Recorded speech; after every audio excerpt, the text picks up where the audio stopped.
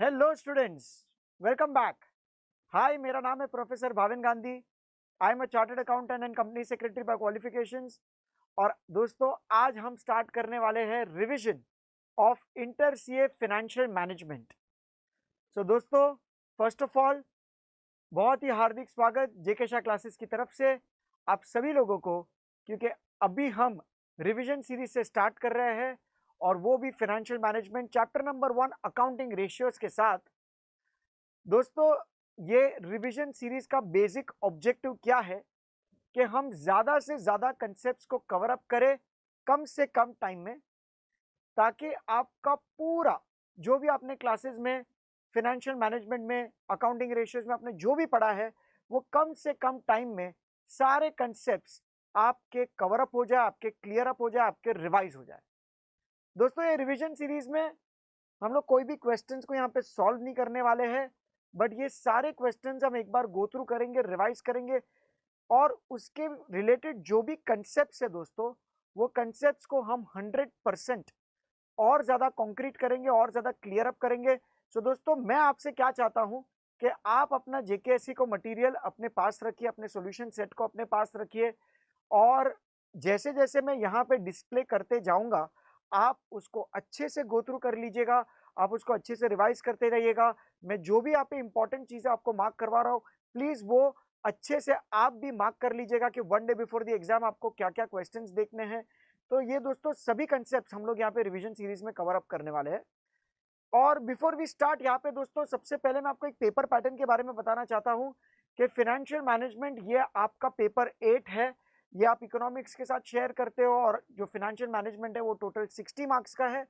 और दोस्तों, यहाँ पे 60 मार्क्स में जो आपका क्वेश्चन नंबर 1 है वो आपका कंपल्सरी क्वेश्चन है और इसमें टोटल 4 सब क्वेश्चन है 5 मार्क के लिए। सो टोटल आपका 20 मार्क का क्वेश्चन नंबर 1 है। और जो क्वेश्चन नंबर 2, 3, 4, 5, 6 5 क्वेश्चन में से आपको 4 क्वेश्चन अटेम्प्ट करने हैं 10 मार्क के लिए। सो आपका 40 मार्क वो हो जाएगा। सो 20 प्लस 40 आपका 60 मार्क्स हो जाएगा। दोस्तों, क्वेश्चन नंबर 1 में कोई इंटरनल ऑप्शन नहीं होता है, तो आपको कंपलसरी क्वेश्चन है और उसके अंदर के भी जो चारों 4 क्वेश्चन है 5 मार्क के लिए वो आपको अटेम्प्ट करना पड़ेगा। Question number 2 to question number 6 में 5 में से आपको 4 क्वेश्चन करने, तो एक क्वेश्चन आपको ऑप्शनल मिल जाता है। और ज्यादा करके दोस्तों वो इंस्टीट्यूट एक थियरी क्वेश्चन के तौर पे आपको फॉर्म करके देता है। सो अगर आपका कभी थियरी बाकी रह गया है, पेंडिंग रह गया है, तो फिर वो एक ऑप्शनल क्वेश्चन भी हो सकता है। बट दोस्तों, ऐसा रिस्क मत लीजिएगा, जो भी थियरी है उसको भी एक बार प्रॉपरली स्टडी कर लीजिए, ताकि कभी कोई प्रैक्टिकल क्वेश्चन में भी कोई ना कोई डिफिकल्टी आ गया तो आप उस थियरी का हेल्प ले सकते हैं। सो दोस्तों, ये था आपका पेपर पैटर्न। अभी हम अकाउंटिंग रेशियोज के साथ स्टार्ट करने वाले हैं। और दोस्तों, ये एग्जामिनेशन पर्सपेक्टिव एक बहुत इंपॉर्टेंट चैप्टर है और आपको हर अटेम्प्ट में, ऑलमोस्ट हर अटेम्प्ट में आपको अकाउंटिंग रेशियोज का क्वेश्चन जरूर दिखेगा। और ये मैं आपको पेपर पैटर्न इसलिए बता रहा हूँ कि कभी कभी रेशियोज आपको फर्स्ट क्वेश्चन कंपल्सरी क्वेश्चन में भी 5 मार्क के लिए आपको पूछ सकते हैं, कुछ पार्ट ऑफ रेशियोज आपको पूछ सकते हैं, या फिर एक बहुत बड़ा क्वेश्चन भी आपको अकाउंटिंग रेशियोज में आ सकता है। ठीक है। सो दोस्तों, कैलकुलेशंस अगर कुछ रहेगा तो आप मेरे साथ जरूर करिएगा। सारे कंसेप्ट्स को कैसे अप्रोच करना है, क्या क्या चीजें आपको याद रखनी है, हम सभी इस पर्टिकुलर रिवीजन में करने वाले हैं। So I hope you all are ready. Now let us start with your accounting ratios. सबसे पहले रेशियो का बेसिक मीनिंग क्या है कि हम लोग रिलेशनशिप डेवलप करते हैं 2 और मोर वेरिएबल्स का, ताकि हम एक मीनिंगफुल रिजल्ट लेके आए। सो अगर आप कोई भी कंपनी का फाइनेंशियल स्टेटमेंट्स देखेंगे तो सिर्फ ग्रॉस प्रॉफिट या नेट प्रॉफिट या सेल्स के बेसिस पे आपको जजमेंट नहीं ले सकते हो। इसलिए हम रिलेशनशिप क्रिएट करते हैं 2 और मोर वेरिएबल्स का, कि जैसे ग्रॉस प्रॉफिट और सेल्स का, नेट प्रॉफिट और सेल्स का, एसेट्स और सेल्स का। हम वो बेसिस पे हम लोग यहाँ पे एक रिलेशनशिप डेवलप करते हैं ताकि हम जजमेंट कर सके, हम एनालिसिस कर सके कि कौन से पर्टिकुलर कंपनी में इन्वेस्ट करना चाहिए। दोस्तों, अकाउंटिंग रेशियोज बेसिकली ये चैप्टर 3 भागों में डिवाइडेड है। फर्स्ट टाइप इज कि जब भी आपको फाइनेंशियल स्टेटमेंट्स दिया जाएगा, आपके पास इनकम स्टेटमेंट, बैलेंस शीट वगैरह होगा और आपको फाइनेंशियल स्टेटमेंट्स की मदद से आपको रेशियोज बनाने हैं। सेकंड जो टाइप है, आपको रेशियोज दिया जाएगा और आपको रेशियोज के बेसिस पे फाइनेंशियल स्टेटमेंट्स बनाने हैं। और दोस्तों, जो थर्ड टाइप होगा वो आपका analysis and interpretation of ratios होगा। तो आपको रेशियोज कैलकुलेट ही केवल नहीं करना है, आपको उसके साथ साथ उसका इंटरप्रिटेशन भी करना है। सो दोस्तों यहाँ पे हम लोग तीन टाइप रिवाइज करेंगे, but I hope first of all आपके दिमाग में एटलीस्ट ये पॉइंट क्लियर है कि ये 3 टाइप में से कोई भी एक क्वेश्चन आ सकता है। ओके, अभी जैसे कि यहाँ पे आप स्कोप में देख सकते हो कि you can calculate ratios from given financial statements, prepare financial statements and interpretation of results. दोस्तों इन ऑल टोटल 3 टाइप के रेशियोज है, बट यहाँ पे 3+1 हम लोग 4 टाइप के रेशियोज अंडरस्टैंड करेंगे। आपका balance sheet ratios, PNL ratios, mixed ratios and some other important ratios. So दोस्तों ये सम अदर इंपॉर्टेंट रेशियोज को ऑप्शन में मत रखिएगा, ये भी आपको बहुत अच्छे से रिवाइज करना है। बैलेंस शीट रेशियो को बैलेंस शीट रेशियो क्यों कहा जाता है? जैसे आप सभी लोग जानते हो कि उसका न्यूमरेटर डिनोमिनेटर दोनों बैलेंस शीट से आता है। आपका पीएनएल रेशियोज में न्यूमरेटर डिनोमिनेटर दोनों पीएनएल से आता है, और यहाँ पे पीएनएल मतलब केवल योर पीएनएल अकाउंट नहीं, और trading and profit and loss account. और जो आपका मिक्स्ड रेशियो होता है दोस्तों, उसमें तुम्हारा न्यूमरेटर जो है वो पीएनएल से आता है और आपका डिनोमिनेटर बैलेंस शीट से आता है। सो दोस्तों इस प्रकार से इस रेशियोज के नाम दिए गए हैं, balance sheet, PNL and mixed ratio और सम अदर इंपॉर्टेंट रेशियोज। आपको एनालिसिस और वो सब कैलकुलेट करने में बहुत काम लगेगा। सो दोस्तों बैलेंस शीट रेशियोज को हम सॉल्वेंसी रेशियोज भी बोलते हैं, और ये रेशियोज जनरली हमारे प्योर नंबर्स में कैलकुलेट होता है। मतलब जैसे 2:1, 1.5:1, 3:1, ज्यादा करके ये रेशियोज वो बेसिस पे कैलकुलेट हो जाते हैं। और दोस्तों इसको बैलेंस शीट रेशियो इसलिए बोलते हैं, इसको सॉल्वेंसी रेशियो इसलिए बोलते हैं बिकॉज हम एसेट्स और लायबिलिटीज को कंपेयर करते हैं। और जब भी आप किसी भी एंटिटी का एसेट्स और लायबिलिटीज को कंपेयर करते हो, मतलब बेसिकली आप उस पर्टिकुलर कंपनी के सॉल्वेंसी के बारे में डिस्कस करते हो। सो that is why balance sheet ratios को हम सॉल्वेंसी रेशियोज भी बोलते हैं। कभी कभी दोस्तों ऐसा भी हो सकता है कि आपको एक ऐसा क्वेश्चन आ जाए कि बैलेंस शीट दिया गया और बोल दिया है कि भाई कैलकुलेट द सॉल्वेंसी रेशियोज, तो आपको पता होने चाहिए कि कुल मिला के 7 सॉल्वेंसी रेशियोज है जो हम लोग यहाँ पे रिवाइज करेंगे। और जनरली सॉल्वेंसी रेशियोज कौन कैलकुलेट करता है? तो lenders and creditors, because lender ने पैसा दिया है तो उसको कंपनी के सॉल्वेंसी के बारे में जरूर चिंता रहेगी कि भाई उसका पैसा वापस लौटेगा या नहीं। और क्रेडिटर्स ने गुड्स दिया होता है तो उनको भी चेक करना है कि भाई कंपनी कितना सॉल्वेंट है। सो टोटल इन ऑल यहाँ पे 7 रेशियोज है, और सबसे पहला है उसमें करंट रेशियो। सो दोस्तों जैसे आप जानते हो करंट रेशियो का formula current assets upon current liabilities है। सो हम लोग एसेट्स और लायबिलिटीज को कंपेयर कर रहे हैं, और करंट एसेट करंट लायबिलिटीज बहुत ही बेसिक सा चीज दोस्तों, जो आपका कैश के अंदर कन्वर्ट हो जाता है with in a period of 1 year, उसको हम क्लासिफाई करते हैं करंट एसेट्स करंट लायबिलिटीज में। जिसके कुछ एग्जांपल्स क्या है? स्टॉक है, डेटर्स है, फिर आपके करंट एसेट्स में bill receivable, bank, cash, prepaid expenses, current liabilities में bank overdraft, bills payable, outstanding expenses, ये सभी चीजें आपके करंट एसेट्स करंट लायबिलिटीज में आएगी। और दोस्तों ये रेशियो जो है उसका स्टैंडर्ड रेशियो आपको दिया गया है 2:1। सो इसको जरूर ध्यान में रखिएगा। अगर ये रेशियो आपका 2:1 से कम है, सो हम लोग क्या बोलेंगे कि भाई यहाँ पे थोड़ी सॉल्वेंसी पोजीशन कंपनी की थोड़ी डगमगा गई है, यहाँ पे short term solvency position company की थोड़ी पुअर है। सो अगर ये रेशियो 2:1 है, मतलब क्या हो गया कि भाई ये स्टैंडर्ड रेशियो है कि एक करंट लायबिलिटी के रुपए के सामने आपके पास 2 रुपए का करंट एसेट्स होना चाहिए। और दोस्तों अगर ये रेशियो बहुत ही ज्यादा है, जैसे 4:1 या 5:1, तो हम लोग इसका इंटरप्रिटेशन भी कुछ इस तरीके से निकाल सकते हैं कि मैनेजमेंट एफिशिएंटली अपना फंड यूटिलाइज नहीं कर रही है। बहुत ज्यादा पैसा भी करंट एसेट्स में रखना as compare to current liabilities is not a good thing. Okay, so इसको हम लोग इनएफिशिएंट यूटिलाइजेशन ऑफ फंड्स भी कहते हैं। बट दोस्तों करंट रेशियो का स्टैंडर्ड रेशियो क्या है? 2:1। एग्जामिनेशन में दोस्तों अगर आपको एनालिसिस या इंटरप्रिटेशन पूछा गया और आपके सामने 2 कंपनी है, अगर एक कंपनी का मान लीजिए आपका करंट रेशियो है 1.5:1, दूसरे कंपनी का करंट रेशियो है 4:1, बट फिर भी हम लोग करंट रेशियो को हायर द बेटर ही इंटरप्रेट करते हैं। सो इसलिए हम वही कंपनीज में इन्वेस्ट करना चाहेंगे जहां पे करंट रेशियो ज्यादा है, बिकॉज ये आपका शॉर्ट टर्म सॉल्वेंसी पोजीशन जितना ज्यादा हो उतना मच बेटर। उसके बाद दोस्तों आपका सेकंड रेशियो है क्विक रेशियो। क्विक रेशियो में दोस्तों हम करते हैं quick assets upon quick liability. So quick assets मतलब क्या? एक ऐसे एसेट जो इमीडिएटली आपके कैश के अंदर कन्वर्ट हो जाता है और जिसमें loss of time and loss of value नहीं होता, उसको हम लोग क्विक रेशियो बोलते हैं। Assets which can be immediately converted into cash without loss of time और वैल्यू।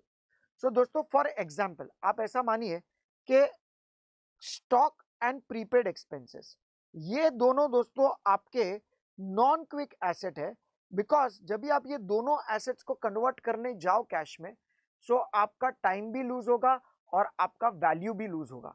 इसलिए दोस्तों हम लोग क्विक एसेट्स में क्या करते हैं, current assets minus stock minus prepaid expenses. तो ये चीज आपको क्विक एसेट्स देगा और उसमें से हम डिवाइड कर देंगे करंट लायबिलिटीज के साथ। So current asset minus stock minus prepaid upon current liabilities. यहाँ पे एक नोट भी दिया हुआ है that many times bank overdraft is deducted from current liabilities to arrive at quick liabilities, but दोस्तों हम लोग के केस में हम हमेशा बैंक ओवरड्राफ्ट को क्विक लायबिलिटीज ही मानेंगे, तो आपको कुछ बैंक ओवरड्राफ्ट सब्ट्रैक्ट करने की जरूरत नहीं है। अगर सिर्फ क्वेश्चन में ऐसा दिया गया है that bank overdraft is a non quick liability, तभी हम करंट लायबिलिटी में से बैंक ओवरड्राफ्ट माइनस करेंगे, वरना हम लोग बैंक ओवरड्राफ्ट को करंट लायबिलिटी, हम लोग उसको क्विक लायबिलिटी ही मान के आगे बढ़ेंगे। सो दोस्तों ये रेशियो में फाइनली आपको क्या करना है, करंट एसेट में से दो नॉन क्विक एसेट्स को निकाल देना, स्टॉक और प्रीपेड, और उसको हम डिवाइड कर देंगे करंट लायबिलिटी के साथ, ताकि हमें पता चले कि इमीडिएटली में कैश में क्या कन्वर्ट हो सकता है, और इसको हम लोग इमीडिएट सॉल्वेंसी पोजीशन भी बोलते हैं। और दोस्तों इसका स्टैंडर्ड रेशियो है 1:1। उसी तरह दोस्तों फिर हमारे पास नेक्स्ट रेशियो है जिसका नाम है super quick ratio. Super quick ratio मतलब अपने पास कितना लिक्विडिटी अवेलेबल है, इसीलिए इसका दूसरा नाम है एब्सोल्यूट लिक्विडिटी रेशियो या कैश रिजर्वर रेशियो। ये सब डिफरेंट डिफरेंट नाम्स है। और दोस्तों यहाँ पे भी आपका जो भी कैश रहेगा या फिर पैसा बैंक में पड़ा है या फिर जो भी आपका मार्केटेबल सिक्योरिटीज है, हम लोग उस चीज को डिवाइड करेंगे करंट लायबिलिटी के साथ। So cash, bank and marketable securities, हम उसी चीज को डिवाइड कर देंगे करंट लायबिलिटी के साथ, तो हमें पता चलेगा कि हमारे पास कितना लिक्विडिटी अवेलेबल है to meet your 1 rupee of current liability. So दोस्तों करंट रेशियो, क्विक रेशियो और सुपर क्विक रेशियो में फर्क क्या है? करंट रेशियो में हम सारे शॉर्ट टर्म जो भी आपके एसेट्स है वो कंसिडर करेंगे, क्विक रेशियो में इमीडिएट एसेट्स हम कंसिडर करेंगे, और सुपर क्विक रेशियो में जो भी आपके पास लिक्विडिटी ऑलरेडी अवेलेबल है। तीन रेशियो दोस्तों should be higher the better. फिर दोस्तों आपके पास है stock to working capital ratio. ये रेशियो से क्या पता लगता है कि हमारा कितना अमाउंट ऑफ स्टॉक ब्लॉक्ड है वर्किंग कैपिटल में, यह हमें पता लगता है stock to working capital ratio में। और दोस्तों ये stock to working capital ratio का फॉर्मूला है closing stock upon working capital. अभी जैसे आप सभी लोग जानते हैं कि working capital is nothing but current assets minus current liabilities, और करंट एसेट्स में one of the item is your stock. Okay, तो मान लीजिए कि आपका वर्किंग कैपिटल है 1,00,000 रुपया, और दोस्तों आपने स्टॉक में इन्वेस्ट कर रखा है 80,000 रुपीज। तो इसका मतलब क्या हुआ कि आपका stock to working capital ratio हो गया 0.8:1, मतलब 1 रुपए के वर्किंग कैपिटल में अपना 80 पैसा ब्लॉक्ड है in the form of stock. और दोस्तों ये रेशियो जितना ज्यादा होगा उसका मतलब कंपनी के पास लिक्विडिटी कम है, और ये रेशियो जितना कम मतलब कंपनी के पास लिक्विडिटी ज्यादा है। ठीक है, तो इसमें higher the better lower the better नहीं बोल सकते, बट यहाँ पे एटलीस्ट एक चीज हम लोग कंक्लूड कर सकते हैं कि जहां पे आप इस पर्टिकुलर रेशियो को बहुत ज्यादा देखते हो मतलब कंपनी के पास लिक्विडिटी कम होगा, और जहां पे दोस्तों ये रेशियो कम है मतलब कंपनी के पास थोड़ा लिक्विडिटी ज्यादा है। फिर दोस्तों हमारे पास नेक्स्ट रेशियो है डेट इक्विटी रेशियो, और डेट इक्विटी रेशियो का फॉर्मूला है debt upon equity. By the meaning of the word debt it is nothing but long term loans, and by the word equity it is nothing but share holders funds. अभी दोस्तों यहाँ पे मैं आपका full 100% concentration चाहता हूँ। सबसे पहले स्टूडेंट्स को सबसे ज्यादा कंफ्यूजन ये होता है कि सर इक्विटी मतलब क्या ये इक्विटी शेयर होल्डर फंड्स होता है? बिल्कुल नहीं, यहाँ पे इक्विटी मतलब share holder funds, owners funds, proprietors funds. तो यहाँ पे दोस्तों जब भी हम लोग इक्विटी की बात करते हैं तो उसमें इक्विटी शेयर कैपिटल भी आता है, प्रेफरेंस शेयर कैपिटल भी आता है, रिजर्व्स एंड सरप्लस भी आता है, और उसमें से हम लोग miscellaneous expenditure not return of को सब्ट्रैक्ट कर देता है। सो दोस्तों यहाँ पे इक्विटी मतलब शेयर होल्डर्स फंड्स। सो हमारा ओन फंड्स कितना है, हमने कितना पैसा शेयर होल्डर ने कंट्रीब्यूट किया है, जिसमें इक्विटी प्रेफरेंस दोनों इंक्लूडेड है, और साथ में हम लोग लॉन्ग टर्म लोन्स के साथ उसको कंपेयर करेंगे। सो दोस्तों डेट और इक्विटी का combination is nothing but capital employed. जैसे आप सभी लोग जानते हैं what is capital employed, debt plus equity. So debt मतलब लॉन्ग टर्म लोन्स, इक्विटी मतलब शेयर होल्डर्स फंड्स। ये हमें पता लगेगा कि कितना तुम्हारा कैपिटल एम्प्लॉयड है। अभी मान लीजिएगा माय डियर स्टूडेंट्स कि कोई भी पर्टिकुलर कंपनी में 1 लाख रुपए में से आपका डेट है मान लीजिए 50,000 और आपका इक्विटी है 50,000, मतलब कहना इसे 1:1 कि आधा पैसा बाहर वालों ने डाला है, आधा पैसा ओनर ने डाला है। अगर दोस्तों यहाँ पे जितना ये डेट इक्विटी रेशियो ज्यादा होगा उसका मतलब बाहर वालों का पैसा borrowed funds is going to be higher. और दोस्तों आपको तो पता ही है बहुत ज्यादा डेट लेने से क्या कॉन्सिक्वेंसेज हो सकते हैं। कंपनी में फाइनेंशियल रिस्क बढ़ जाएगी, कंपनी में फाइनेंशियल लेवरेज बढ़ जाएगा। उसका मतलब क्या कि जब भी कंपनी के ऑपरेटिंग प्रॉफिट मार्जिन आप मीट नहीं कर सकते हो ये सब फाइनेंशियल कॉस्ट से, तो कंपनी में लॉसेस होने स्टार्ट हो जाते हैं। सो दोस्तों डेट इक्विटी रेशियो जितना ज्यादा उतना रिस्क भी ज्यादा, बट फिर भी यहाँ पे इसका स्टैंडर्ड रेशियो दिया हुआ है विच इज 2:1। तो आपको अगर बोरोड फंड्स लेने भी है तो you can take up to the maximum of 2 times. जैसे अगर आपका ओनर फंड 1 लाख रुपया है तो आप अप टू 2 लाख रुपया आपके बोरोड फंड्स को ले सकते हो। सो यहाँ पे दोस्तों हायर फाइनेंशियल रिस्क होता है जैसे आप डेट इक्विटी रेशियो को बढ़ा देते हो, और डेट मतलब आपका टोटल लॉन्ग टर्म लोन्स, और इक्विटी मतलब share capital plus preference plus reserves minus miscellaneous expenditure not return of. Examination में दोस्तों हम वही कंपनी को सिलेक्ट करेंगे जहां पे डेट इक्विटी रेशियो जितना कम हो उतना ज्यादा बेटर है। फिर दोस्तों उसी तरह हमारे पास कैपिटल गियरिंग रेशियो है।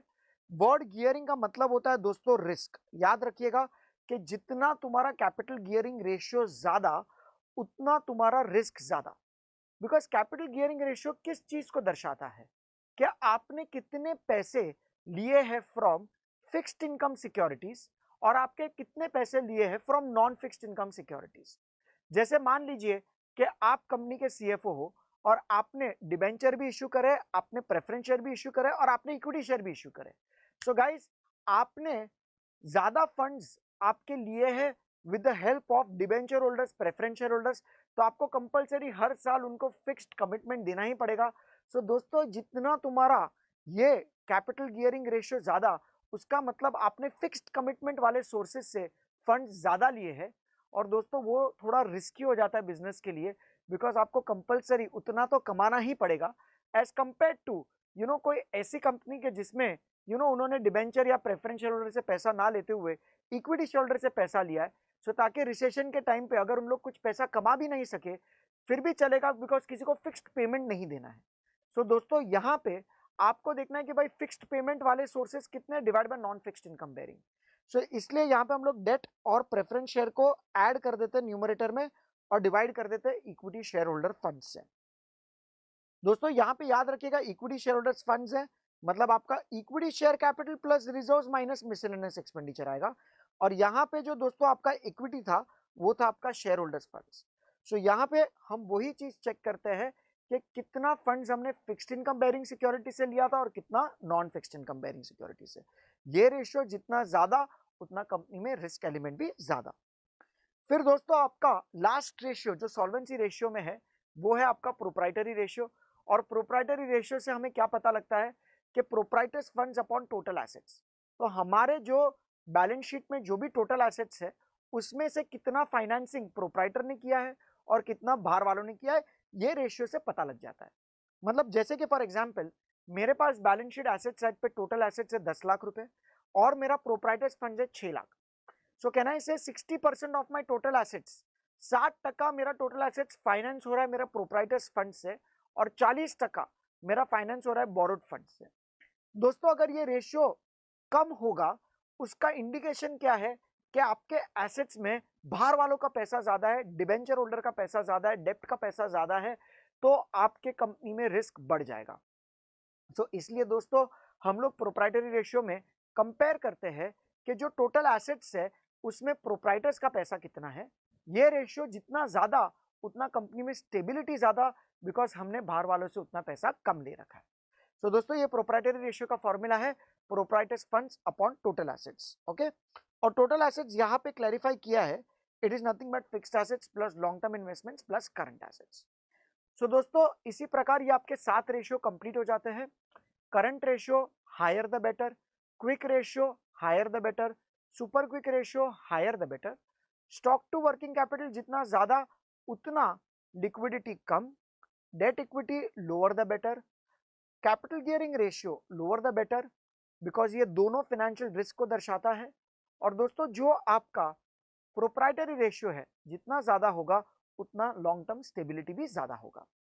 दोस्तों उसके बाद हम आते हैं मिक्स्ड रेशियोज पे। मिक्स्ड रेशियोज ये क्यों कहा जाता है? बिकॉज आपका न्यूमरेटर आता है पीएनएल से, आपका डिनोमिनेटर आता है बैलेंस शीट से। अभी दोस्तों आपको जाहिर सी बात है यहाँ पे टाइमिंग डिफरेंस दिखेगा, बिकॉज जब हम कोई भी चीज कंसिडर करते हैं from your trading and profit and loss account, उसका मतलब क्या होता है कि हमने यहाँ पे पूरे साल का डेटा कंसिडर किया है और हम ये पूरे साल का डेटा कंपेयर कर रहे हैं एक बैलेंस शीट के फिगर के साथ। सो दोस्तों बैलेंस शीट तो हम लोग as on a particular date बनाते हैं। सो मान लीजिए आप सेल्स और फिक्स्ड एसेट्स को कंपेयर कर रहे हो। सो दोस्तों सेल्स जो है वो 1 अप्रैल 2021 से 31 मार्च 2022, ये पूरा trading and profit and loss account से आपका सेल्स की फिगर आ जाती है। और दोस्तों जो बैलेंस शीट है वो एज ऑन हम लोग 31 मार्च 2022 बनाते हैं। सो जब भी हम लोग पूरे साल की फिगर एक पर्टिकुलर डे के फिगर के साथ कंपेयर करते हैं तो यहाँ पे टाइमिंग डिफरेंस जनरेट होता है और इसी को एलिमिनेट करने के लिए हम डिनोमिनेटर में एवरेज कर लेते हैं। सो दोस्तों एवरेज इन द डिनोमिनेटर का मतलब क्या हो गया? हम लोग opening plus closing divide by 2 कर लेंगे तो आपका एवरेज हो जाएगा इन द डिनोमिनेटर। और दोस्तों कभी कभी आपको ओपनिंग फिगर्स नहीं दिया जाएगा, तभी हम क्या अज्यूम करेंगे कि ओपनिंग और क्लोजिंग दोनों सेम है, तो वो ही क्लोजिंग वाली फिगर आपकी एवरेज हो जाती है। ठीक है। सो दोस्तों यहाँ पे मिक्स्ड रेशियो में आपको टाइमिंग डिफरेंस एलिमिनेट करना बहुत जरूरी है। ओके। सो दोस्तों हम लोग उसके लिए एवरेज को कंसिडर करेंगे as opening plus closing divide by 2। अभी उसमें जो फर्स्ट सेट ऑफ रेशियोज है उसको हम टर्नओवर रेशियोज बोलते हैं, और जिसको एक्टिविटी रेशियो या परफॉर्मेंस रेशियो या वेलोसिटी रेशियो या टाइम रेशियो भी बोला जाता है। दोस्तों अगर आपको किसी भी कंपनी का परफॉर्मेंस को चेक करना है तो हम इस रेशियोज की मदद ले सकते हैं। अभी जैसे आपका फर्स्ट रेशियो यहाँ पे कैपिटल एम्प्लॉयड टर्नओवर रेशियो। सो दोस्तों यहाँ पे हम लोग क्या करेंगे, सेल्स को कंपेयर करेंगे आपके कैपिटल एम्प्लॉयड के साथ, और जाहिर सी बात है अगर आपके पास ओपनिंग अवेलेबल है आप एवरेज कंसिडर करके कैलकुलेट कर सकते हो, या फिर हम लोग क्लोजिंग कैपिटल एम्प्लॉयड के साथ कंपेयर करेंगे। सो अगर आपके पास कंपनी ए और कंपनी बी है, सेल्स है दोनों का 10 लाख, बट मान लीजिए कंपनी ए का कैपिटल एम्प्लॉयड है 2 लाख रुपए, कंपनी बी का कैपिटल एम्प्लॉयड है मान लीजिए 5 लाख रुपए, तो यहाँ पे हमने 2 लाख के कैपिटल के साथ 10 लाख का सेल्स जनरेट किया है, तो यहाँ पे आपका टर्नओवर रेशियो 5 टाइम्स है, यहाँ पे आपका टर्नओवर रेशियो 2 टाइम्स है। तो क्या आपकी कंपनी ए ज्यादा बेहतर परफॉर्म कर रही है as compare to company B? Yes और no? Yes sir. So turnover ratios my dear students जितना हायर हो उतना मच बेटर है, except for one particular ratio जिसको हम बोलते हैं creditors turnover ratio, which should be lower the better. बाकी सारे turnover ratios higher the better. जैसे माय डियर स्टूडेंट्स हम बात करते हैं फिक्स्ड एसेट टर्नओवर रेशियो की, तो फिक्स्ड एसेट टर्नओवर रेशियो में हम लोग sales upon fixed assets consider करते हैं। वर्किंग कैपिटल टर्नओवर रेशियो में हम लोग ने sales upon working capital consider करते हैं। सो दोस्तों ये तीन रेशियोज एक ही चीज के ऊपर फोकस करता है कि हमने कितने कैपिटल के सामने कितना सेल्स जनरेट किया, हमने कितने फिक्स्ड एसेट्स के सामने कितना सेल्स जनरेट किया, और हमने कितने वर्किंग कैपिटल से कितना सेल्स जनरेट किया। अगर आप कम से कम वर्किंग कैपिटल या कम से कम फिक्स्ड एसेट से आप सबसे ज्यादा सेल्स जनरेट कर सकते हो तो आपकी एफिशिएंसी बहुत ज्यादा है। फिर दोस्तों इसके साथ आपके पास है stock turnover ratio. Stock turnover ratio दोस्तों हम कंसीडर करते हैं by taking COGS upon average stock. So दोस्तों यहाँ पे सीओजीएस अपॉन एवरेज स्टॉक करेंगे तभी आपको स्टॉक टर्नओवर रेशियो मिलेगा, और ये रेशियो क्या दर्शाता है कि कितना नंबर ऑफ टाइम्स तुम्हारा स्टॉक इस पर्टिकुलर बिजनेस में रोटेट हो रहा है, रिवॉल्व हो रहा है, लिक्विडेट हो रहा है। जितना स्टॉक टर्नओवर रेशियो ज्यादा उतना तुम्हारा इन्वेंट्री मैनेजमेंट सिस्टम अच्छा है और आपका स्टॉक होल्डिंग पीरियड कम है। सो दोस्तों इसके साथ साथ हम लोग स्टॉक होल्डिंग पीरियड भी कर लेते हैं। अगर मान लीजिए तुम्हारा स्टॉक टर्नओवर रेशियो है 6 टाइम्स, मतलब आपका बिजनेस में एक साल में 6 बार तुम्हारा स्टॉक रोटेट होता है, तुम्हारा स्टॉक लिक्विडेट होता है, उसका मतलब क्या हुआ कि आपकी स्टॉक होल्डिंग पीरियड 2 महीने की है। सो स्टॉक होल्डिंग पीरियड जब भी आपको कैलकुलेट करना होगा दोस्तों, तो आप क्या कर सकते हो, स्टॉक होल्डिंग पीरियड के लिए आप 12, 52 या 365 डिपेंडिंग आपको होल्डिंग पीरियड मंथ में कैलकुलेट करना है, डेज में या वीक्स में, और उसको हम डिवाइड कर देंगे स्टॉक टर्नओवर रेशियो के साथ। सो अगर आपका स्टॉक टर्नओवर रेशियो 6 टाइम है, सो दोस्तों आपकी स्टॉक होल्डिंग पीरियड 2 महीने हो जाएगी। अगर तुम्हारा स्टॉक टर्नओवर रेशियो 4 टाइम्स है तो आपकी स्टॉक होल्डिंग पीरियड 3 मंथ्स हो जाएगी। सो दोस्तों जितना तुम्हारा स्टॉक टर्नओवर रेशियो ज्यादा उतना तुम्हारा स्टॉक होल्डिंग पीरियड कम, और वही तो हम चाहते हैं। कौन सा सीएफओ ऐसा चाहेगा कि वो अपना पैसा स्टॉक के अंदर ब्लॉक करके रखे ज्यादा से ज्यादा टाइम के लिए? वो जितना कम हो उतना ज्यादा बेटर है। सिमिलरली आपके पास है डेटर्स टर्नओवर रेशियो, ये भी सेम चीज दर्शाता है कि कितना नंबर ऑफ टाइम्स तुम्हारा डेटर्स लिक्विडेट होता है। दोस्तों इसके लिए भी आपका डेट कलेक्शन पीरियड जो कैलकुलेट होगा, वो हम लोग कैसे कैलकुलेट करेंगे? डेट कलेक्शन पीरियड को सेम कंसेप्ट, 12 को हम लोग डिवाइड कर देते हैं डेटर्स टर्नओवर रेशियो पे। ओके, और दोस्तों आपका जो क्रेडिटर्स टर्नओवर रेशियो है वो आपका लोअर द बेटर इसीलिए होना चाहिए बिकॉज जितना कम आपका क्रेडिटर्स टर्नओवर रेशियो होगा उसका मतलब आपको ज्यादा क्रेडिबिलिटी मार्केट से मिल रही है। सो दोस्तों उसका मतलब creditors payment period is going to be higher. So अगर आपको goods higher credit payment period पे मिल रहा है तो हम उसी चीज के ऊपर फोकस करेंगे, provided the cost remains the same. So इसलिए दोस्तों आपका stock turnover ratio, debtors turnover ratio और क्रेडिटर्स टर्नओवर रेशियो से हम लोग stock holding period, debt collection period और क्रेडिटर्स पेमेंट पीरियड भी निकाल सकते हैं।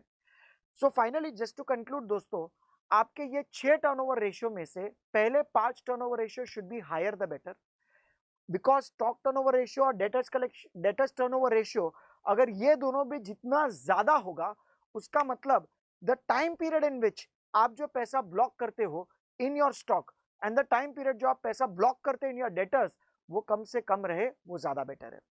क्रेडिटर्स टर्नओवर रेशियो दोस्तों जितना ज्यादा होगा उसका मतलब क्या हुआ कि आपको फटाफट पेमेंट करना है, आपका क्रेडिटर्स पेमेंट पीरियड उतना कम है, इसलिए हम लोग क्रेडिटर्स टर्नओवर रेशियो अगर हम लोग कम से कम रखते हैं तो उसका मतलब होता है कि आपको क्रेडिटर्स पेमेंट पीरियड ज्यादा मिल रहा है।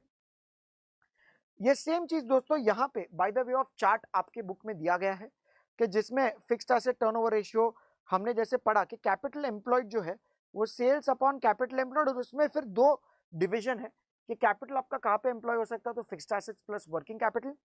और दोस्तों जो वर्किंग कैपिटल है फिर वो फर्दर करंट एसेट्स और करंट लायबिलिटीज में डिवाइड होता है, जहां पे आपके पास स्टॉक टर्नओवर रेशियो है, डेटर्स टर्नओवर रेशियो है और क्रेडिटर्स टर्नओवर रेशियो है। ठीक है दोस्तों, फिर ये एवरेज होल्डिंग पीरियड वाला भी हमने रिवाइज कर लिया कि ये है तुम्हारा स्टॉक होल्डिंग पीरियड। और दोस्तों जैसे हम स्टॉक होल्डिंग पीरियड की बात करते हैं, सो स्टॉक होल्डिंग पीरियड में बेसिकली हमारा ऑब्जेक्टिव क्या है कि हम लोग 1252 या 365 को हम लोग डिवाइड कर देते हैं स्टॉक टर्नओवर रेशियो के साथ, और जैसे आप यहाँ पे स्टॉक टर्नओवर रेशियो सब्सटीट्यूट कर लोगे 12 डिवाइड बाय, मान लीजिए stock turnover ratio COGS upon average stock, so फिर आपको ये फॉर्मूला मिल जाएगी average stock upon COGS into 365, 52 और 12। सो जैसे आपका एवरेज स्टॉक ऊपर चला जाएगा, so average stock upon COGS into 365, 52 और 12 that will give you stock holding period। Same आपका एवरेज कलेक्शन पीरियड है, सेम आपका दोस्तों एवरेज पेमेंट पीरियड है। अभी हम बात करते हैं प्रॉफिटेबिलिटी रेशियोज की। सो दोस्तों प्रॉफिटेबिलिटी रेशियोज में बहुत ही सिंपल फंडा है कि हमने कितना रिटर्न्स प्राप्त किया है ऑन आर इन्वेस्टमेंट्स, हम इसको प्रॉफिटेबिलिटी रेशियोज मानते हैं, हम इसको रिटर्न रेशियोज मानते हैं। सो दोस्तों यहाँ पे हमारे टोटल 4 रिटर्न रेशियोज है। आपका फर्स्ट रिटर्न रेशियोज है आपका रिटर्न ऑन कैपिटल एम्प्लॉयड। सो दोस्तों रिटर्न ऑन कैपिटल एम्प्लॉयड में हम क्या करेंगे, EBIT upon capital employed into 100। हम देखेंगे कि कितना ऑपरेटिंग प्रॉफिट जनरेट हो पाता है on the capital which is employed. अभी दोस्तों कभी कभी आपको क्वेश्चन में ऐसा भी पूछ सकते हैं, calculate return on capital employed post tax. अगर दोस्तों पोस्ट टैक्स वर्डिंग्स दिया है तभी हम लोग EBIT into 1 minus tax upon capital employed into 100 करेंगे, वरना हमारे लिए return on capital employed is EBIT upon capital employed into 100। उसी तरह दोस्तों जैसे हम return on share holders funds करते हैं, सो अभी कैपिटल एम्प्लॉयड में डेट इक्विटी दोनों आता है, सो हम लोग डेट पार्ट को निकाल देते हैं, अभी हम केवल बात कर रहे हैं शेयर होल्डर्स फंड्स की। सो ऑब्वियसली EBIT को भी हम लोग कंपेयर नहीं कर सकते, हमें नेट प्रॉफिट्स आफ्टर टैक्स लेना है, उसको हम डिवाइड कर देंगे share holders funds into 100। Similarly आपके पास है रिटर्न ऑन इक्विटी। इसमें दोस्तों इक्विटी का मतलब होता है इक्विटी शेयर होल्डर फंड्स। दोस्तों अभी कंफ्यूज मत हो जाइएगा, डेट इक्विटी में जो इक्विटी था that was your share holders funds, return on equity में जो इक्विटी है वो है आपका इक्विटी शेयर होल्डर्स फंड्स, जिसमें हम लोग न्यूमरेटर में कंसिडर करेंगे net profit for equity share holders, divide that by equity share holders funds into 100। सो इसी तरह आपका return on equity share holders funds भी कैलकुलेट हो जाएगा। और दोस्तों फिर आपके पास है return on equity share capital. Return on equity share capital में हम लोग एनपैट माइनस प्रेफरेंस डिविडेंड करेंगे तो हमें net profit for equity share holders मिलेगा, और उसको हमें डिवाइड करना पड़ेगा इक्विटी शेयर कैपिटल के साथ। सो दोस्तों आप डिफरेंस देखिएगा कि return on equity share holders funds में डिनोमिनेटर में इक्विटी शेयर होल्डर्स फंड्स था, मतलब equity share capital plus reserves minus miscellaneous expenditure not return of. और यहां पे अगर हम देखेंगे तो केवल इक्विटी शेयर कैपिटल है, तो यहाँ पे दोस्तों आपका रिजर्व एंड सरप्लस आने वाला नहीं है। ये सभी रिटर्न रेशियोज जो भी कंपनीज में आप इन्वेस्ट करोगे, it should always be higher the better. फिर दोस्तों हम बात करते हैं प्रॉफिट एंड लॉस रेशियोज की। अभी ये भी दोस्तों बहुत ही सिंपल रेशियोज है। यहाँ पे हमारा बेसिक ऑब्जेक्टिव है कि हमें सब कुछ कंपेयर करना है हमारे सेल्स के साथ। सो दोस्तों जब भी हम बात कर रहे हैं ग्रॉस प्रॉफिट रेशियो की, जैसे आप सभी लोग जानते हो gross profit ratio is gross profit upon sales into 100। फिर दोस्तों net profit ratio net profits upon sales into 100। So net profits मतलब आपका नेट प्रॉफिट आफ्टर टैक्स। उसी तरह दोस्तों जब भी हम बात करते हैं ऑपरेटिंग प्रॉफिट रेशियो की, तो हम लोग ईबीआईटी अपॉन सेल्स इनटू 100 करते हैं। तो दोस्तों सब जगह पे हम लोग प्रॉफिटेबिलिटी में हम लोग प्रॉफिट एलिमेंट को डिवाइड कर देते हैं सेल्स इनटू 100, आपको प्रॉफिट एंड लॉस रेशियोज मिल जाएंगे। This should also be higher the better. दोस्तों what about operating ratio? So आपका operating ratio will be 1 minus operating profit ratio. So मान लीजिए अगर आपका ऑपरेटिंग प्रॉफिट रेशियो है 8%, और अगर आपको देखना है कि आपके ऑपरेटिंग एक्सपेंसेस रेशियोज कितने हैं, सो 1 माइनस ऑपरेटिंग प्रॉफिट रेशियो करोगे तो आपको ऑपरेटिंग रेशियो मिलेगा विच इज नथिंग बट 0.92 या 92%। सो दोस्तों जितना तुम्हारा प्रॉफिट रेशियो ज्यादा होगा, उतना तुम्हारा ऑपरेटिंग एक्सपेंस रेशियो कम होने वाला है। यहाँ पे दोस्तों कभी कभी आपको क्वेश्चन में ऑपरेटिंग एक्सपेंस का लिस्ट दिया जाएगा कि ऑपरेटिंग एक्सपेंस में हमें एडमिन लेना है, सेलिंग लेना है, वेयरहाउस लेना है, ट्रांसपोर्ट लेना है। तो वो सारे ऑपरेटिंग एक्सपेंसेस का हम टोटल करेंगे, डिवाइड कर देंगे सेल्स के साथ, मल्टीप्लाई कर देंगे 100 के साथ, तो हमें पता चल जाएगा हमारा ऑपरेटिंग रेशियो क्या है। दोस्तों आप कोई भी एक्सपेंस को सेल्स के साथ कंपेयर करके उसका एक्सपेंस रेशियो भी निकाल सकते हो। जैसे फॉर एग्जांपल हम बात कर रहे हैं यहाँ पे आपके एडमिन एक्सपेंस रेशियो की, तो admin expense upon sales into 100, selling expense ratio की, तो selling expense upon sales into 100। दोस्तों ये जो भी एक्सपेंस रेशियो है जितना कम होगा उतना ज्यादा बेटर है, ठीक है। सो दोस्तों with this your P&L ratios also gets completed। अभी हम आते हैं revision of some other important ratios के साथ, जिसका काम केवल रेशियोज चैप्टर में नहीं है बट आगे भी लेवरेजेस, कैपिटल स्ट्रक्चर, आपको यहाँ सब में ये इंपॉर्टेंट रेशियोज काम में लग सकता है। जैसे कि basic ratios, earning per share क्या होता है, net profit for equity share divide by number of equity shares. Dividend per share क्या होता है कि जो भी आपकी इक्विटी डिविडेंड है हम लोग उसको डिवाइड कर देते हैं नंबर ऑफ इक्विटी शेयर्स के साथ। फिर दोस्तों आपका रिटेंशन क्या है, तो आपकी earning per share minus dividend per share upon earning per share into 100।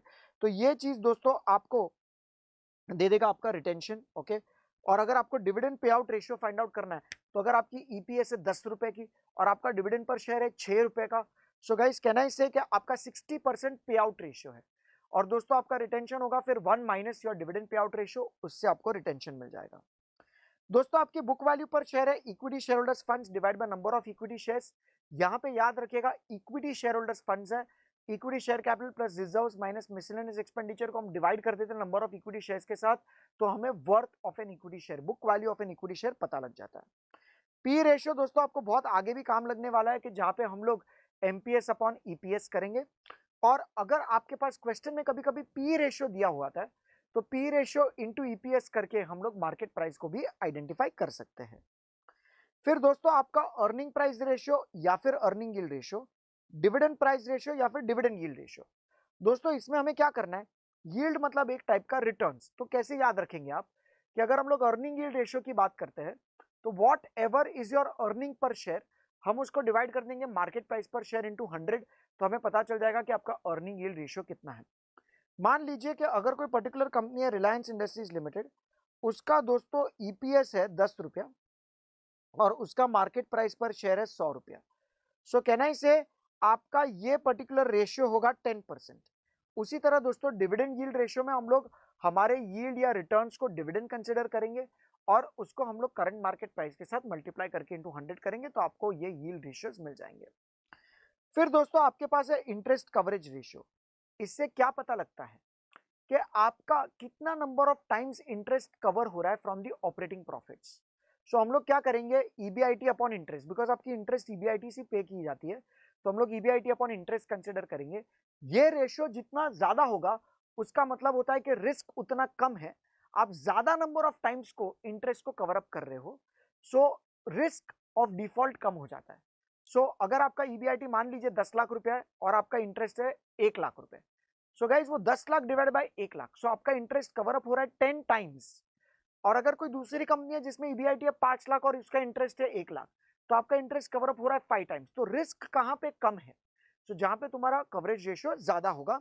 Same thing applies for preference dividend coverage ratio, जिसमें आपको एनपैट अपॉन प्रेफरेंस डिविडेंड आपको करना है। डेट सर्विस कवरेज रेशियो दोस्तों, यहां पे भी आपको NPAT plus depreciation plus amortisation plus interest. So आपको पता लगेगा कि आपके पास कितना फंड्स अवेलेबल है जिससे आप आपकी लोन की रिपेमेंट कर सकते हो, जिसमें आपके पास एनुअल इंस्टॉलमेंट ऑफ लोन है which is nothing but principal plus interest. Because जब भी हम बैंक को लोन रिपे करते हैं तो केवल इंटरेस्ट नहीं करते, प्रिंसिपल प्लस इंटरेस्ट दोनों मिला के करते हैं। सो ये कवरेज रेशियो जो है दोस्तों तीनों तीन, this should always be higher the better. फिर यील्ड्स भी जितना ज्यादा हो उतना ज्यादा बेटर है। फिर दोस्तों पी रेशियो जितना ज्यादा उसका मतलब होता है कि willingness of equity share holder ज्यादा है। दोस्तों जितना डिविडेंड पे आउट रेशियो ज्यादा उतना तुम्हारा रिटेंशन कम। सो ये सभी चीजें दोस्तों आपका सम अदर इंपॉर्टेंट रेशियोज में कवर अप हो जाता है। अभी दोस्तों हम स्टार्ट करते हैं इसके प्रैक्टिकल क्वेश्चंस के साथ। ओके, सो फटाफट से अभी हम रिवाइज कर लेते हैं कि आपके प्रैक्टिकल क्वेश्चंस में क्या चीजें हैं, क्या क्या रेशियोज है, क्वेश्चन को कैसे अप्रोच किया जाता है, one day before the exam हम क्या क्या चीजों को के ऊपर फोकस करना चाहिए। ठीक है, सो जैसे ये जो आपका फर्स्ट क्वेश्चन हमने करा था क्लास वर्क सेक्शन में, इसमें आपके पास बैलेंस शीट अवेलेबल है और आपको दोस्तों रेशियोज निकालने हैं। बहुत ही मासूम सा सवाल दोस्तों। यहाँ पे जैसे हमने डिस्कस किया ये सारे रेशियोज क्या है, current ratio, current asset upon current liability, liquid ratio को हम लोग यहाँ पे क्विक रेशियो भी बोलते हैं, एसिड टेस्ट रेशियो भी बोलते हैं, ये सब दोस्तों डिफरेंट डिफरेंट नेम्स है। फिर stock to working capital ratio दिया है, stock upon working capital, capital gearing ratio, कितना तुम्हारा फिक्स्ड इनकम बेरिंग सिक्योरिटीज से आपने पैसा लिया है divide by non fixed income bearing securities. फिर दोस्तों आपके पास है स्टॉक टर्नओवर रेशियो, जिसमें हम लोग सीओजीएस अपॉन एवरेज स्टॉक करते हैं। और दोस्तों आपका डेटर्स टर्नओवर रेशियो और आपके पास डेट कलेक्शन पीरियड भी पूछा गया है। दोस्तों याद रखिएगा, जब भी ऐसा कोई भी टाइप का क्वेश्चन आता है सबसे पहले आप आइडेंटिफाई कर लीजिए कि आपके करंट एसेट्स करंट लायबिलिटीज क्या क्या है। तो फिक्स्ड एसेट्स को छोड़ के यहाँ पे सारे आपके करंट एसेट्स है। यहाँ पे दोस्तों क्रेडिटर्स एंड बैंक ओवरड्राफ्ट आपकी करंट लायबिलिटी है। क्विक रेशियो के टाइम पे दोस्तों हम लोग यहाँ पे स्टॉक और प्रीपेड एक्सपेंस को माइनस कर देंगे, बट बल्कि हम लोग बैंक ओवरड्राफ्ट को माइनस नहीं करेंगे, हम लोग इसको क्विक लायबिलिटी ही मानेंगे, तो इसलिए हम लोग उसको माइनस नहीं करने वाले हैं। कोई नोट भी यहाँ पे नहीं दिया हुआ है। उसके बाद दोस्तों स्टॉक टू वर्किंग कैपिटल में जैसे आपने करंट एसेट करंट लायबिलिटीज को आइडेंटिफाई किया है, तो वो दोनों को सब्ट्रैक्ट करेंगे, आपको वर्किंग कैपिटल मिल जाएगा। और आपका यहाँ पे stock to working capital ratio easily identifiable है। स्टॉक में आपको यहाँ पे क्लोजिंग स्टॉक लेना है। दोस्तों आपका जो कैपिटल गियरिंग रेशियो है उससे आपको पता चलेगा कि आपका फिक्स्ड इनकम बेरिंग सिक्योरिटीज क्या है। जैसे आपके पास 12% प्रेफरेंस शेयर कैपिटल है, 14% डिबेंचर्स है। ये दोनों सोर्सेस कुछ ऐसे हैं जहां पे आपको कंपलसरी फिक्स्ड ऑब्लिगेशन बेयर करना है और उसको हम डिवाइड कर देंगे आपके इक्विटी शेयर होल्डर फंड्स के साथ। सो दोस्तों आपका equity share holder fund is equity share capital plus ये जो भी रिजर्व्स है माइनस आपकी miscellaneous expenditure not return of, वो बल्कि ये पर्टिकुलर क्वेश्चन में अवेलेबल नहीं है, तो आपका कैपिटल गियरिंग रेशियो निकल जाएगा। स्टॉक टर्नओवर रेशियो में दोस्तों आइडेंटिफाई कीजिए कि क्या यहाँ पे आपके पास ओपनिंग स्टॉक है या नहीं। तो बिल्कुल अवेलेबल है, आपके पास ओपनिंग स्टॉक है 1,20,000 और आपके पास क्लोजिंग स्टॉक है 3,80,000। सो डेफिनेटली आप एवरेज कर सकते हो, तो आपका एवरेज स्टॉक के साथ आपका डिनोमिनेटर आ जाएगा। डेटर्स टर्नओवर रेशियो में दोस्तों आपके पास ओपनिंग डेटर्स अवेलेबल है, तो वी आर वेरी लक्की, हम लोग एवरेज डेटर्स को कंसिडर कर सकते हैं in the denominator.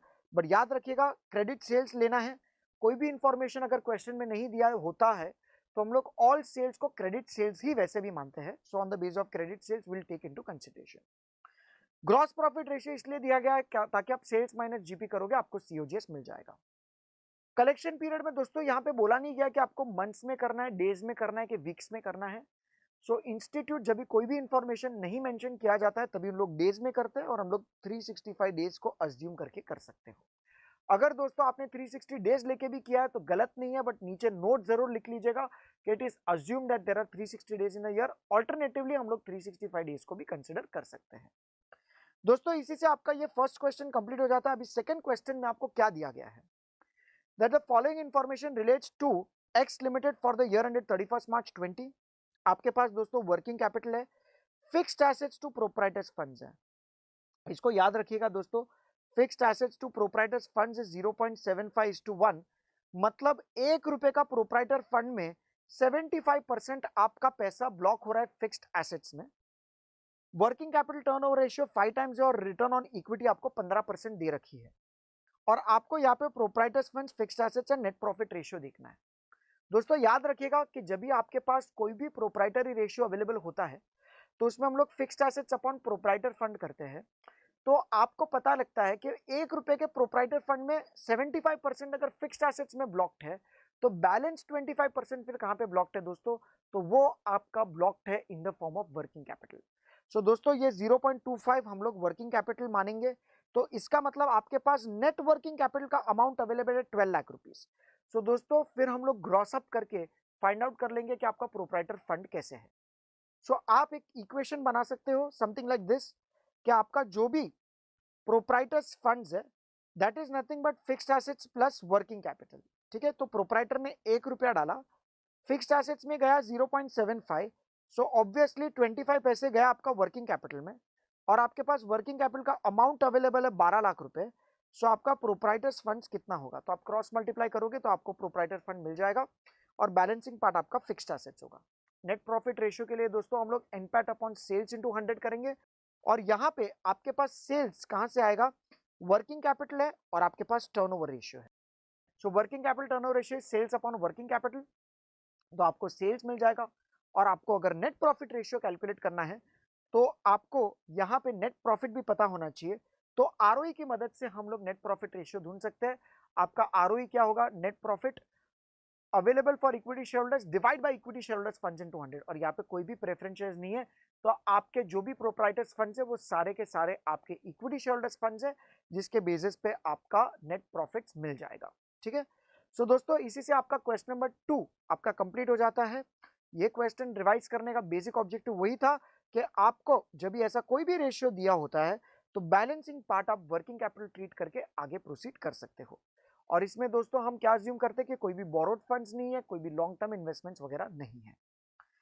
Question number 3 दोस्तों, ये मैं चाहता हूं कि आप लोग 1 डे बिफोर द एग्जाम एक बार जरूर देख के जाइएगा। यहाँ पे आपके पास बैलेंस शीट दे रखी है और आपको एक नई बैलेंस शीट बनानी है, न्यू बैलेंस शीट आपको बनाना है, और आपको साथ में प्रॉफिट एंड लॉस अकाउंट भी बनाना है। सो दोस्तों हम लोग इसी बैलेंस शीट का बेस लेके हम लोग नया PNL account and balance sheet बनाएंगे। और जैसे कि आप लोग क्वेश्चन में देख सकते हो कि आपके पास existing share capital, PNL, liabilities, land and building, plant and machinery, ये आपका अक्यूमुलेटेड डेप्रिसिएशन दिया हुआ है, स्टॉक, रिसीवेबल, बैंक, ये सारे के सारे आपके करंट एसेट्स हैं। और दोस्तों यहाँ पे आपको बताया गया है दैट आपको कैपिटल स्ट्रक्चर रीऑर्गेनाइज करना है with share capital remaining the same. So दोस्तों याद रखिएगा कि अगर आपका शेयर कैपिटल सेम रहेगा मतलब नए बैलेंस शीट में भी ये अमाउंट आपका 1 लाख का 1 लाख ही रहेगा और उसका प्रोपोर्शन 50% है। उसका मतलब दोस्तों क्या हुआ कि आपका टोटल लायबिलिटी साइड पे आपका 100% जो है that will become 2 lakh rupees.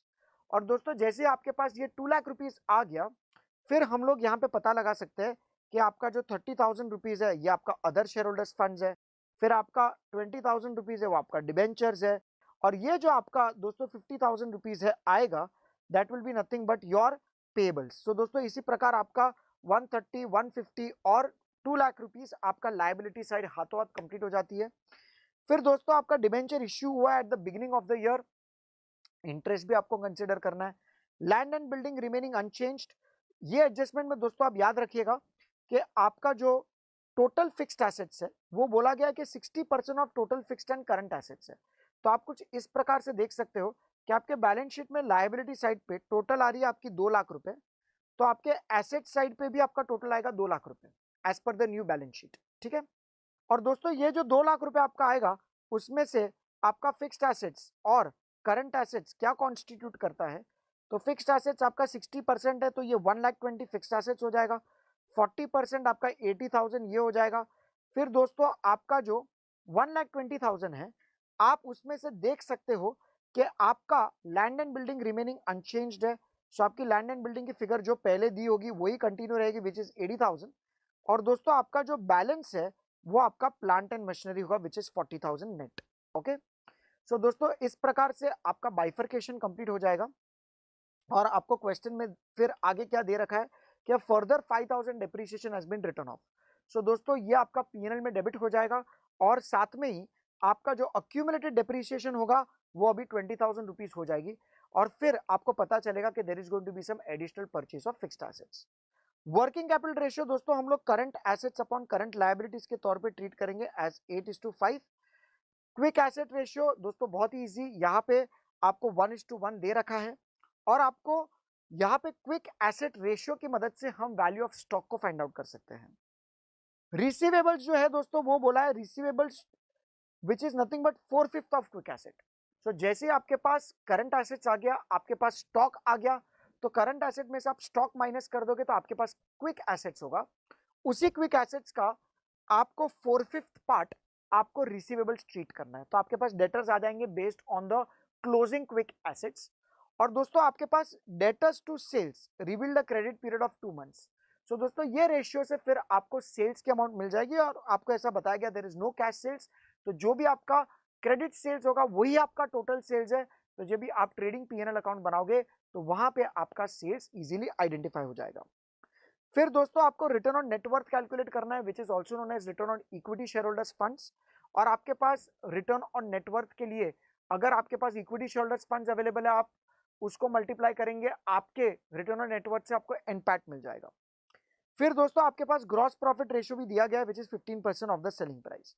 सो जब भी आपको कोई भी ऐसा पर्टिकुलर क्वेश्चन आता है कि जहां पे आपको trading PNL and balance sheet बनाना है, तो दोस्तों फर्स्ट स्टेप क्या है कि आप पहले फेस बना लीजिए कि trading PNL and balance sheet में क्या क्या आइटम्स आएंगे।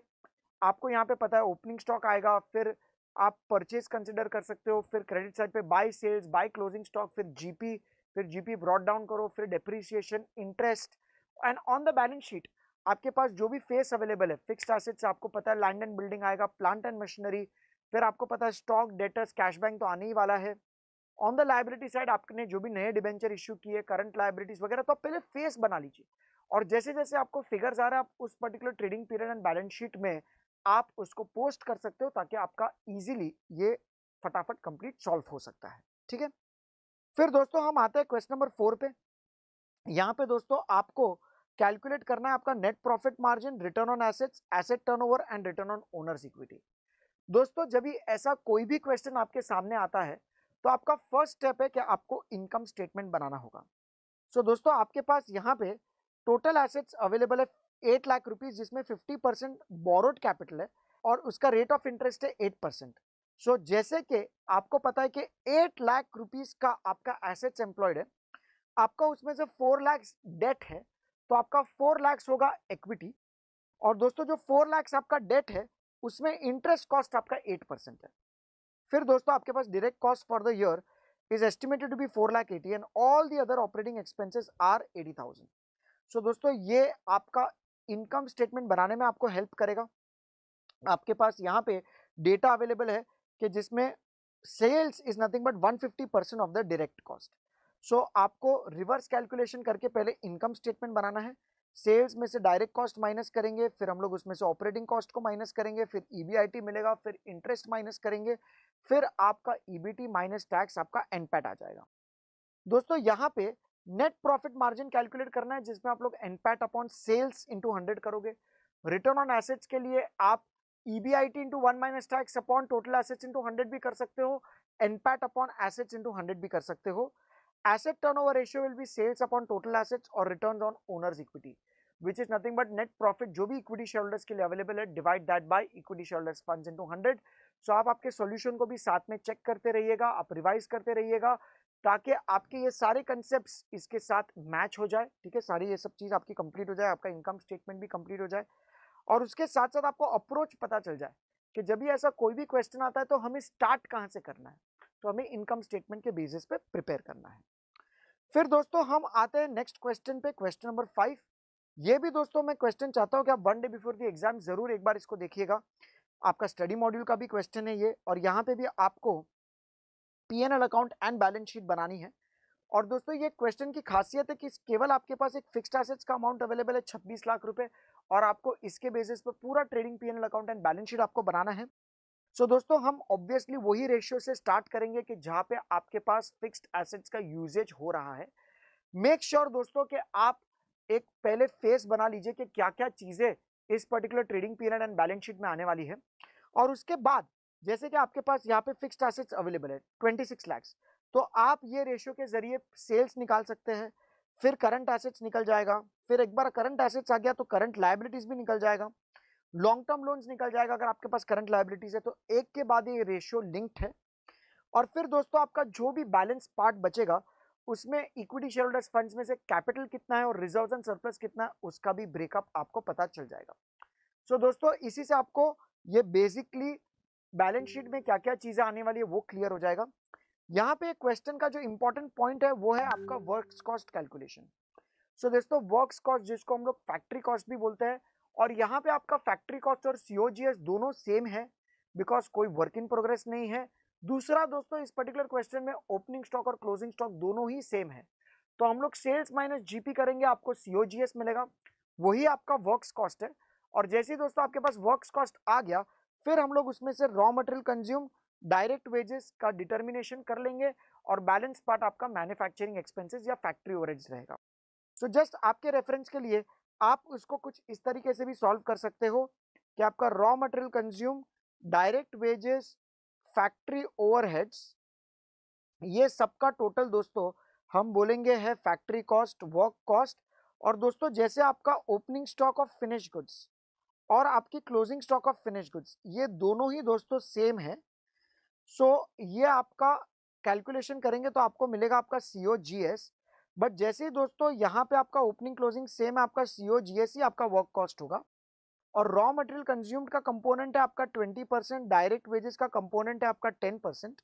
सो दोस्तों जो बैलेंस 70% है उसको हम फैक्ट्री ओवरहेड्स ट्रीट करके कर सकते हैं। अज्यूमिंग ये बहुत ही शॉर्ट में मैं आपको रिवाइज करा रहा हूँ, यहाँ पे कोई आपका कॉस्ट ऑफ प्रोडक्शन या आपका डब्ल्यूआईपी एक्सेट्रा का कंसेप्ट नहीं आ रहा है, मैं बेसिकली आपको बता रहा हूँ कि सेल्स माइनस जीपी करो सीओजीएस, सीओजीएस को हम कंसिडर करेंगे, उसमें से आपका raw material consume direct wages आ जाएगा, बैलेंस पार्ट आप मैन्युफैक्चरिंग एक्सपेंसेस को ट्रीट कर सकते हो, ठीक है। और फिर दोस्तों आपका ये ट्रेडिंग अकाउंट में जो भी आइटम्स डालनी है आप उसको कंसिडर करोगे। यहाँ पे स्टॉक ऑफ रॉ मटेरियल और स्टॉक ऑफ फिनिश गुड्स भी है। याद रखिएगा कि बैलेंस शीट के एसेट साइड पे जब भी आप करंट एसेट्स में स्टॉक लिखेंगे तो केवल स्टॉक ऑफ फिनिश गुड्स नहीं लिखना है, stock of raw material, stock of finish goods, debtors and balancing part will be your cash bank, तो वो हिसाब से आपको कैलकुलेट करना है। फिर दोस्तों हम लोग आते हैं नेक्स्ट क्वेश्चन पे। ये क्वेश्चन में भी दोस्तों आपको ऑपरेटिंग एक्सपेंसेस ढूंढना है और आपको बैलेंस शीट बनाना है और आपके पास फॉर्मेट रेडीली अवेलेबल है। दोस्तों जैसे ही ऐसा कोई भी क्वेश्चन आता है आपका फर्स्ट अप्रोच होता है आपको इनकम स्टेटमेंट बनाना। हम लोग सेल्स माइनस जो भी आपका ऑपरेटिंग एक्सपेंसेस होगा, सेल्स माइनस पहले सीओजीएस करेंगे, सीओजीएस के बाद आपका जीपी आएगा, फिर हम लोग ऑपरेटिंग एक्सपेंसेस को माइनस करेंगे। फिर यहाँ पे दोस्तों आपके पास यहाँ पे डेट अवेलेबल है। सो दोस्तों जैसे ही आपके पास यहाँ पे डेट अवेलेबल है हम क्या करेंगे, हम लोग यहाँ पे ईबीआईटी में से इंटरेस्ट को माइनस करेंगे, आपको ईबीटी मिलेगा। फिर दोस्तों हम टैक्स को माइनस करेंगे, आपको एनपीएटी मिलेगा। सो दोस्तों ये फॉर्मेट आपको आपके रेशियो का बनाना है, आपको इनकम स्टेटमेंट का बनाना है, और फिर यहाँ पे आपको ऑपरेटिंग एक्सपेंस केवल बैलेंसिंग फिगर के तौर पे मिलेगा बिकॉज बाकी सब कुछ डेटा आपके पास अवेलेबल है। आप ही सोचिए दोस्तों जब भी आपके पास सेल्स अवेलेबल है और आपके पास नेट प्रॉफिट्स अवेलेबल है मतलब आपके एनपैट अवेलेबल होगा, फिर हम लोग रिवर्स जाके बैलेंसिंग पार्ट को जरूर ढूंढ सकते हैं। और दोस्तों यहाँ पे आपके पास बैलेंस शीट भी आपको बनानी है। सो बैलेंस शीट बनाने के लिए आपके पास यहाँ पे share capital, reserves and surplus, 15% debentures payables और जो जो चीजें दोस्तों आपको रेशियोज दिए गए उसकी मदद से हम लोग यहाँ पे ये फिगर्स को सब्सटीट्यूट कर देंगे। दोस्तों इसके बाद अभी हम स्टार्ट करते हैं नेक्स्ट क्वेश्चन के साथ विच इज रिगार्डिंग, बहुत ही सिंपल सा क्वेश्चन, आपको बैलेंस शीट बनाना है और आपके पास ये सब डेटा अवेलेबल है। यहाँ पे भी दोस्तों इस पे थोड़ा ध्यान दीजिएगा, fixed assets to proprietors funds है आपके पास 0.75:1, तो यहाँ पे आपका ₹1 के प्रोप्राइटर रेशियो में 0.75 आपका फिक्स्ड एसेट्स है, तो 0.25 आपका वर्किंग कैपिटल होगा। वर्किंग कैपिटल की अमाउंट दोस्तों आपके सामने रेडीली अवेलेबल है, तो हमें क्या करना है फिर इसके ही जरिए हमें फिक्स्ड एसेट्स प्रोप्राइटर्स फंड्स मिल जाएगा। यहाँ पे दोस्तों करंट रेशियो और क्विक रेशियो भी दिया गया है ताकि आप आपके बैलेंस शीट को बहुत इजीली ड्राफ्ट कर सको। दोस्तों क्वेश्चन नंबर 8 में सेम कंसेप्ट एप्लीकेबल हियर, और यहाँ पे भी दोस्तों आपका केवल याद रखिएगा कि डेट में लॉन्ग टर्म लोन्स भी है और करंट लोन्स भी है, so that is why current debt भी है और लॉन्ग टर्म लोन्स भी है, और बेसिकली आपका बैलेंस शीट में यहाँ पे कोई भी रिजर्व्स एंड सरप्लस नहीं है, केवल इक्विटी शेयर कैपिटल आएगा। टोटल एसेट टर्नओवर रेशियो और इन्वेंटरी टर्नओवर रेशियो, इसके रिलेशनशिप के साथ आपको स्टॉक भी मिल जाएगा और accordingly you can do the calculation. So question number 7 and 8 दोस्तों बहुत ही बेसिक क्वेश्चंस, आपको बैलेंस शीट बनानी है। सो हम लोग रेशियोज की मदद से फॉर्मेट बना के बैलेंस शीट को प्रिपेयर कर सकते हैं। क्वेश्चन नंबर 9 दोस्तों मैं चाहूंगा आप 1 डे बिफोर द एग्जाम इसको जरूर देखिएगा। इस पर्टिकुलर क्वेश्चन में आपको इनकम स्टेटमेंट दिया हुआ है और आपके पास बैलेंस शीट भी अवेलेबल है और आपको रेशियोज कैलकुलेट करके यहाँ पे आपको गिव रीजंस फॉर चेंज। तो दोस्तों यहाँ पे आपको analysis and interpretation of ratios भी करना है, जो मैं बोलूंगा ये टाइप 3 ऑफ द क्वेश्चन है ऑफ अकाउंटिंग रेशियोज। यहाँ पे दोस्तों आपके पास इनकम स्टेटमेंट अवेलेबल है, आपके पास बैलेंस शीट अवेलेबल है, हमें कैलकुलेशन करना है। इसमें दोस्तों दो इंपॉर्टेंट चीजें याद रखना। सबसे पहले बेसिक रेशियोज की अगर हम बात करें तो gross profit ratio, operating expense to sales ratio, figures आपके सामने रेडीली अवेलेबल है, आपको सिर्फ रेशियोज में सब्सटीट्यूट करना है। ऑपरेटिंग प्रॉफिट रेशियो में हम लोग ईबीआईटी अपॉन सेल्स इंटू 100 करके कैलकुलेट करेंगे। कैपिटल टर्नओवर रेशियो में हम लोग कैपिटल एम्प्लॉयड जो भी किया होगा उसको और सेल्स को कंपेयर करेंगे। बट दोस्तों याद रखिएगा, ये जो कैपिटल एम्प्लॉयड टर्नओवर रेशियो है, यहाँ पे जब भी आप लोग डेटर्स टर्नओवर रेशियो वगैरह फाइंड आउट करोगे और डेटर्स कलेक्शन रेशियो की मदद से आप debt collection period find out करोगे, इसमें आपके पास opening capital for the first year available नहीं है, आपके पास opening debtors for the first year available नहीं है। सो दोस्तों हम लोग अगर फर्स्ट ईयर में क्लोजिंग के फिगर्स के बेसिस पे ही हम लोग कैपिटल टर्नओवर रेशियो या डेट कलेक्शन पीरियड निकालते हैं, सो सेकेंड ईयर में अगर आपके पास ओपनिंग अवेलेबल है, बिकॉज फर्स्ट ईयर का क्लोजिंग सेकेंड ईयर का ओपनिंग हो जाएगा, सो भले आपके पास क्लोजिंग ओपनिंग अवेलेबल है बट फिर भी हम लोग क्लोजिंग के बेसिस पे ही कैलकुलेशन करेंगे। सो दोस्तों मैं आपको क्या बताना चाहता हूं कि अगर आपके पास कोई भी 2 साल का डेटा, आपको कोई भी 2 साल के रेशियोज को कैलकुलेट करना है और जिसमें एवरेज का कंसेप्ट एप्लीकेबल है, बट दोस्तों फर्स्ट ईयर में अगर आपके पास ओपनिंग अवेलेबल नहीं है तो हम लोग क्लोजिंग के बेसिस पे ही सॉल्व करेंगे। सेकेंड ईयर में अगर आपके पास फर्स्ट ईयर का क्लोजिंग है जिसको हम लोग ओपनिंग ट्रीट कर सकते हैं बट हम लोग उसको करेंगे नहीं, हम लोग क्लोजिंग के बेसिस पे उसको सॉल्व करेंगे ताकि हम स्टैंडर्ड मेजर्स ऑफ कंपैरिजन कर पाए। सो आपके दो रेशियोज कोई अलग अलग तरीके से नहीं कैलकुलेट हो सकते हैं कि जिसके बेसिस पे हम फिर फाइनल इंटरप्रिटेशन दे। तो इसके लिए अगर आपके पास फर्स्ट ईयर का केवल क्लोजिंग अवेलेबल है, आपके पास अगर ओपनिंग अवेलेबल नहीं है, तो हम लोग फर्स्ट ईयर का क्लोजिंग के बेसिस पे ही हम लोग उसको सॉल्व करेंगे और सेकेंड ईयर में भी हम लोग क्लोजिंग के बेसिस पे ही सॉल्व करेंगे ताकि हम लोग स्टैंडर्ड मेजर्स पे कंपैरिजन कर पाए। ओके, सो दोस्तों स्टॉक के केस में ऐसा नहीं है बिकॉज आपके पास ओपनिंग स्टॉक दिया गया है, so that is not an issue. तो आपके पास फर्स्ट ईयर का ओपनिंग स्टॉक है तो हम लोग एवरेज का कंसेप्ट यूज कर सकते हैं। आपके पास सेकंड ईयर के लिए फर्स्ट ईयर का क्लोजिंग स्टॉक दिया है जिसको हम लोग ओपनिंग स्टॉक ट्रीट करके हम लोग कैलकुलेशंस कर पाए। फिर दोस्तों आपको stock turnover ratio, net profit to net worth, ये बेसिक रेशियोज आपको कैलकुलेट करने हैं। अभी इसमें एनालिसिस में दोस्तों केवल 2-3 चीजों का ध्यान रखना। मान लीजिए कि अगर आपके पास यहाँ पे अगर ग्रॉस प्रॉफिट रेशियो कम हो रहा है तो हम कैसे उसका रीजनिंग देंगे कि जीपी रेशियो कम होने का कारण ये हो सकता है कि कंपनी का कॉस्ट बढ़ गया हो या फिर कंपनी का सेलिंग प्राइस कम हो गया रहेगा। तो यहाँ पे दोस्तों कंपनी का सेलिंग प्राइस कम हो रहा है बिकॉज कॉस्ट उन लोग ने क्वेश्चन में बोला it's going to remain the same. फिर दोस्तों जहां पे भी रिटर्न्स कम होते हैं, रिटर्न ऑन कैपिटल एम्प्लॉयड कम होता है, तो उसके पीछे का लॉजिक क्या है कि कंपनी इनएफिशिएंसी कर रहा है तो आपके टर्नओवर्स भी आपको कम होते हुए दिखेंगे। तो वो सबका रीजनिंग आपको इस पर्टिकुलर क्वेश्चन में देना है। फिर दोस्तों लास्ट क्वेश्चन पे आ जाते हैं, आपका क्वेश्चन नंबर 10, और ये क्वेश्चन भी मैं चाहूंगा यहाँ पे सम अदर इंपॉर्टेंट रेशियोज के ऊपर ये क्वेश्चन बेस्ड है, तो एक बार इसको जरूर सॉल्व कीजिएगा। इसमें दोस्तों आपके पास इक्विटी शेयर कैपिटल है, प्रेफरेंस शेयर कैपिटल, और आपके पास दोस्तों यहाँ पे एनपैट अवेलेबल है। सो आपको एनपैट माइनस हम लोग प्रेफरेंस डिविडेंड करेंगे तो net profit for equity share holders आ जाएगा। उसमें से दोस्तों हम लोग इक्विटी डिविडेंड को माइनस करेंगे तो हमें रिटेन अर्निंग्स मिलेगा। और ये दोस्तों आपको इसीलिए करना है बिकॉज इस क्वेश्चन में आपको dividend yield on equity share find out करना है, तो हम लोग डीपीएस अपॉन एमपीएस इंटू 100 करेंगे। आपका preference dividend coverage ratio will be NPAT upon preference dividend, equity dividend coverage ratio net profit for equity shareholders divide by equity dividend. Because हम लोग कहां से उस पर्टिकुलर इक्विटी डिविडेंड को पे कर रहे हैं वो आपको चेक करना बहुत जरूरी है।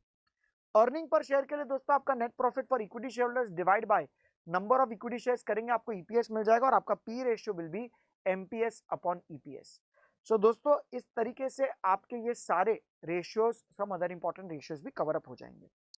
सो दोस्तों my dear students, with this your accounting ratios के जो भी क्लास वर्क सेक्शन थे और जो भी हमारे इंपॉर्टेंट कंसेप्ट्स थे वो हमने प्रॉपरली यहाँ पे रिवाइज कर दिया है।